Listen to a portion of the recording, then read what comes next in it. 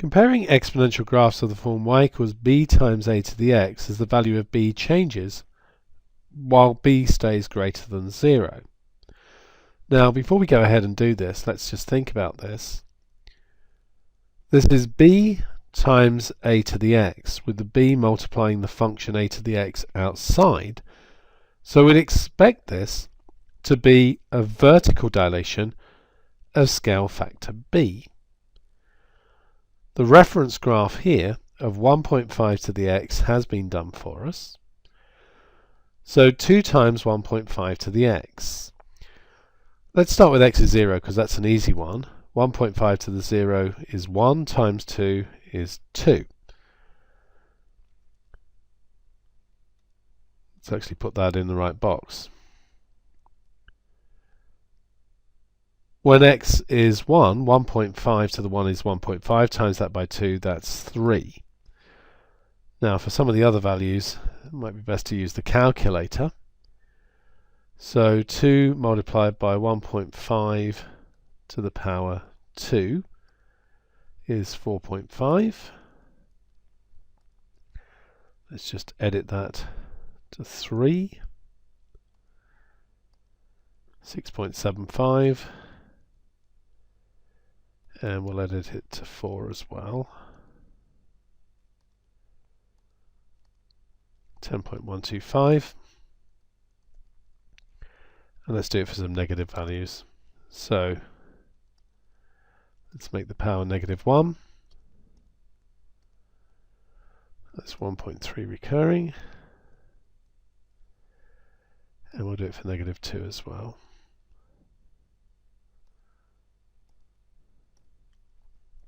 .8 recurring, sort of 0.9 really, if we're plotting here. So let's do this in a different colour. So -2 slightly off here, -1 is 1.3 recurring. So 1 is here, 1.3 recurring is going to be about here.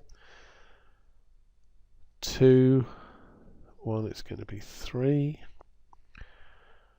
2, it's going to be 4.5. 3, it's going to be 6.75, so that's about there.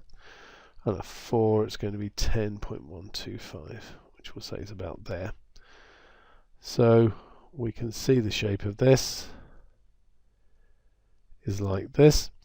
And notice that every single point here is twice as far from the x-axis as is the case on the blue curve. So it is a horizontal dilation of scale factor 2. Now here I've got a red one, which is y equals 2 to the x as our reference, and then the blue one is y equals k2 to the x, with at the moment k set to 1, so it's over the top of the blue one.